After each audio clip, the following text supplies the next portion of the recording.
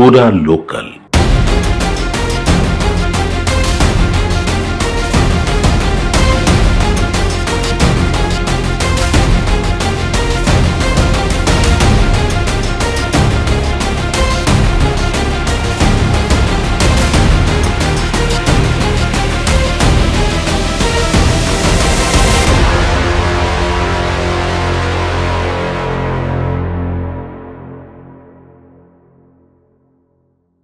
America అధ్యక్షుడు Trump తీసుకున్నది ఆయన దృష్టిలో సాధారణ నిర్ణయమే కావచ్చు.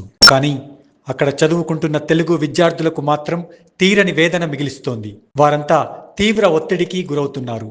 కళ్ల ముందు బ్యాంక్ లోన్స్, నెల నెలా కట్టే రూమ్ రెంట్స్ కదలాడుతున్నాయి. పార్ట్ టైం మీదే డిపెండ్ అయి చదువుకుంటున్న విద్యార్థులు ఇప్పుడు లక్షల మంది ఉన్నారు. మొన్నటిదాకా పార్ట్ టైం చేసి ఎలాగో గడిపేద్దాం అనుకున్న వారికి బతుకే భారంగా మారింది. ఇంటి నుంచి డబ్బులు పంపమని అడగలేక, ఇక్కడ చేయడానికి పని లేక వారిలో వారే కుమిలిపోతున్నారు. పార్ట్ టైం విషయంలో ఇంత కఠినంగా ఉంటారని విద్యా సంవత్సరం ముందే తెలిస్తే అసలు అమెరికా వచ్చే వారమే కాదని చాలామంది అంటున్నారు. విద్యా సంవత్సరం మధ్యలో ఇలా ట్రంప్ నిర్ణయం తీసుకుంటారని అస్సలు ఊహించలేదని చెబుతున్నారు.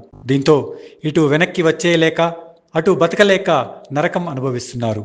దీంతో వారు మానసిక ఒత్తిడికి లోనవుతున్నారు. తాజాగా న్యూయార్క్లో తెలుగు విద్యార్థి సాయి కుమార్ రెడ్డి ఇలాంటి ఒత్తిడితోనే ఆత్మహత్య చేసుకున్నాడని అంటున్నారు.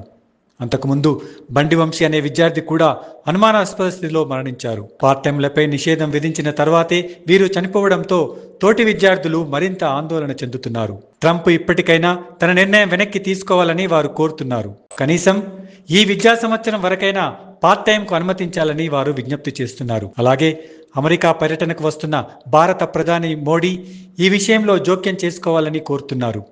ఎందుకంటే ఇది లక్షల మంది తెలుగు విద్యార్థుల భవిష్యత్తుకు సంబంధించింది.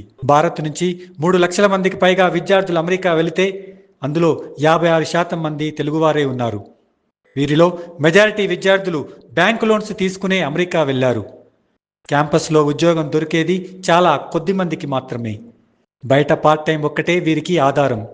గతంలో నిబంధనలను అమలు చేయకపోవడంతో వీరు పార్ట్ టైం చేయొచ్చన్న ఆశతో అమెరికా వెళ్లారు. ఇప్పుడు ట్రంప్ నిర్ణయం వారిని అయోమయంలో పడేసింది. మోదీ ఒక్కరే ఇప్పుడు తమను ఆదుకోగలరని తెలుగు విద్యార్థులు ఆశాభావంతో ఉన్నారు.